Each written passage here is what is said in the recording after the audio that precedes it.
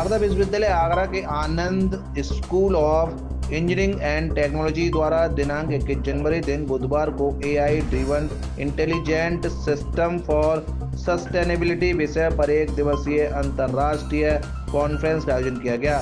देश विदेश से आए शिक्षाविद, वैज्ञानिक एवं शोधार्थियों ने एआई आधारित तकनीकी के माध्यम से सतत विकास पर गहन मंथन किया और भावी इंजीनियर्स और साइंटिस्टों को एआई की महत्ता के प्रति जागरूक किया।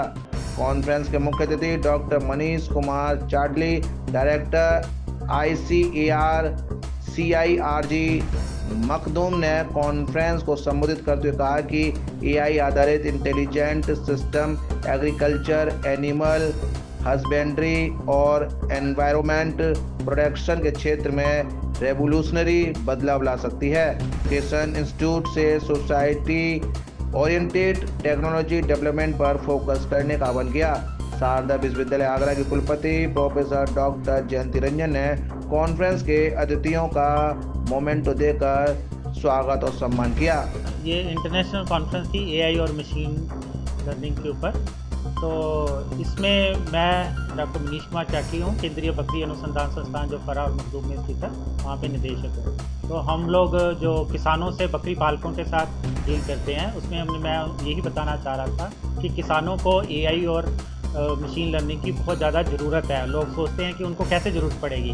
तो आप भारत में लगभग 15 करोड़ बकरियां हैं, उनको बीमारियां भी होती हैं और कैसे होती हैं। तो हम लोग एआई के साथ उससे जो डाटा एनालिसिस करके हम लोग किसानों को पहले से ही बता सकते हैं कि ये आपके इस क्षेत्र में ये बीमारी आने का खतरा है इस मौसम के अंदर, तो आप उसके हिसाब से कैसे टीकाकरण करते हैं, कैसे उसकी रोकथाम कर सकते हैं। इसी तरह से कई सारे किसानों को बहुत प्रॉब्लम आती है कि वो कैसे अपने जानवर को बेचें या उसके आगे प्रोड्यूस होते हैं दूध को या मीट को आगे कैसे मार्केटिंग करें। तो उस सिस्टम के लिए हमारे जो एआई उसमें भी बहुत बड़ा एक रोल प्ले कर सकती है कि कैसे हम लोग इसकी मार्केटिंग चैनल्स को इस्टेब्लिश कर सकते हैं। जो हम इसके लिए बड़ा सोचते हैं, तो बड़ा सोचते हुए हम देखते हैं कि भारत में एक्सपोर्ट की बहुत आवश्यकता है। तो ये जो हमारे मिल्क है, मीट है, अंडे हैं, इनको हम जो एक्सपोर्ट के लिए लेके जाते हैं, तो हमारे पास सबसे बड़ी बात आती है कि ये इसके लिए हमें ट्रेसेबिलिटी की ज़रूरत होती है कि कैसे उसको हमने कहाँ से वो प्रोड्यूस हुआ, उस जानवर को क्या खिलाया गया था, उसको कौन सी दवाई दी गई थी, उसके कितने केमिकल्स के कितने अवशेष बचे हैं मीट के अंदर, दूध के अंदर, अंडे के अंदर, उसके बारे में जानकारी जो हमारी दूसरी कंट्रीज़ हैं वो चाहते हैं। तो ये एआई के साथ हम लोग उसको पूरी चैनल को पता कर सकते हैं, जिसके साथ कि उनके पास पूरी इन्फॉर्मेशन दे सकते हैं और हमारे एक्सपोर्ट कई गुना बढ़ सकता है। जो मोदी सरकार जी का है कि हम विकसित भारत में एक बहुत एग्रीकल्चर को और लाइव स्टॉक को एक व्यवस्थित तरीके से करें, उसके लिए एआई और मशीन लर्निंग बहुत बड़ा टूल प्ले कर सकते हैं। इसी को देखते हुए ये कॉन्फ्रेंस की गई है, जिसके अंदर हम लोग केंद्रीय बकरी अनुसंधान संस्थान शारदा यूनिवर्सिटी के साथ आनंद इंजीनियरिंग कॉलेज के साथ एक MOU भी साइन कर रहा है, जिसके अंतर्गत हम लोग कैसे मिल के हम लोग काम कर सकते हैं, इसके बारे में आगे और संभावनाएं देखी जाएँ। इसकी बात कही है कि जो काफ़ी लोग ये सोचते हैं कि एआई और मशीन लर्निंग आने से बहुत सारी नौकरियां चली जाएंगी, परंतु मेरी सोच अलग है। इससे मुझे लगता है कि बहुत सारी नौकरियां और आएंगी। और जो एक हमारे भारतवर्ष में क्या है कि बहुत बड़ा एक लोग हैं, जो कि 45% जो पॉपुलेशन है वो अभी एग्रीकल्चर के साथ जुड़ी हुई है, जिसके एम्प्लॉयमेंट के लिए आती है। तो हमें जबकि उसके हिसाब से हमारी प्रोडक्टिविटी नहीं आ रही है, तो हम एआई टूल्स को यूज़ करते हुए अपने प्रोडक्टिविटी भी इंक्रीज़ कर सकते हैं कि उसकी दूध देने की क्षमता बढ़ेगी, मीट पैदा करने की क्षमता बढ़ेगी। साथ ही साथ हम लोग उसको कैसे आगे साफ़ सुथरे ढंग से हाइजेनिकली प्रोड्यूस करना और उसकी क्वालिटी को मेंटेन करना, क्वालिटी एश्योरेंस प्रोग्राम को लागू करना, ताकि जो हमारा जो प्रोड्यूस है उसके ऊपर वो हमेशा ही क्वालिटी प्रोडक्ट रहे और उसकी मार्केट में डिमांड रहे।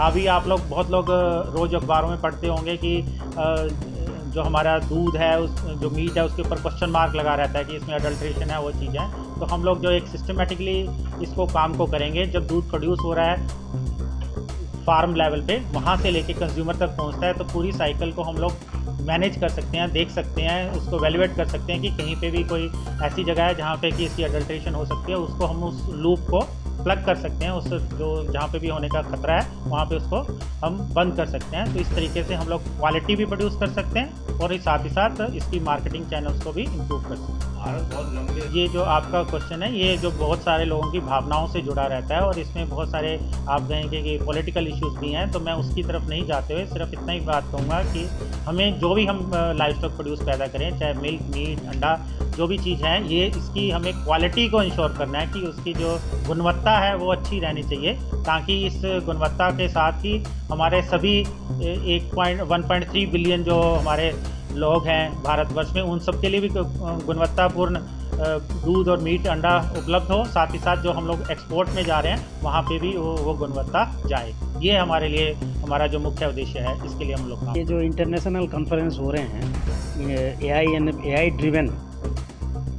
AI driven intelligent system and sustainable development, तो हमारा जो भाषण था वो ज़्यादातर स्टूडेंट्स के प्रति था।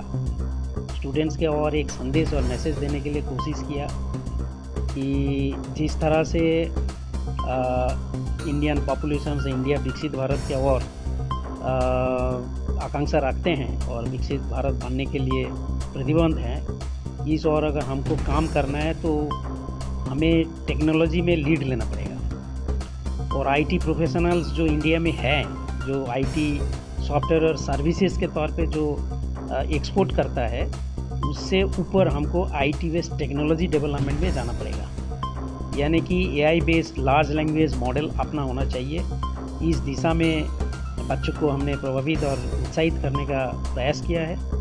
और AI लिटरेसी के साथ हर बच्चे चाहें पास आउट हों और टेक्नोलॉजी डेवलपमेंट और को देखते हुए और इंडिया का विकसित भारत के और इंडिया का जो करेंट नेशनल क्वांटम मिशन है, सेमिकॉन मिशन है और बाकी सारे जो भी टेक्नोलॉजी से एडॉप्ट करने के लिए wide application and planning of 6G, सो जिस तरह से टेक्नोलॉजी का एक इकोसिस्टम बनाने का प्रयास चल रहा है, उसमें जो स्किल का रिक्वायरमेंट होगा उसको देखते हुए बच्चे अपने आप को तैयार करें और विकसित भारत में योगदान करें।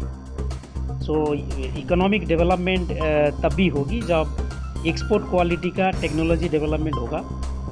और भारत सबसे पॉपुलेशन वाइज सबसे बड़ा कंट्री है दुनिया में और यूथ सबसे ज़्यादा हैं, तो इस यूथ को जिस नया स्किल के साथ जितना तैयार कर लेंगे और बच्चे जितना तैयार होंगे, कंट्रीब्यूट कर पाएंगे, देश उतना तेज़ी से आगे बढ़ेगा।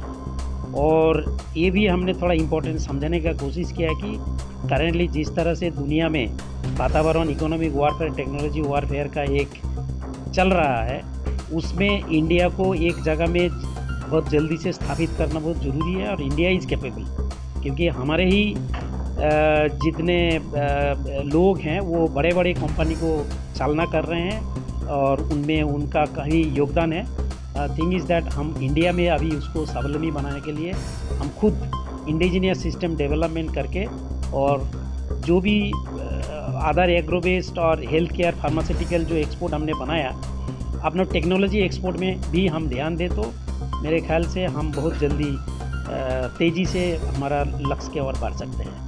यही संदेश हमने बच्चों को दिया। गोल है नरेंद्र मोदी जी के विजन से हमें स्मार्ट सिटीज़ बनाने हैं। तो स्मार्ट सिटीज़ आ सकता है आर्टिफिशियल इंटेलिजेंस की वजह से, ये बच्चे ही डेवलप करेंगे। तो अगली बार हम ये देखेंगे कि आगरा को हम स्मार्ट सिटी बनाएं।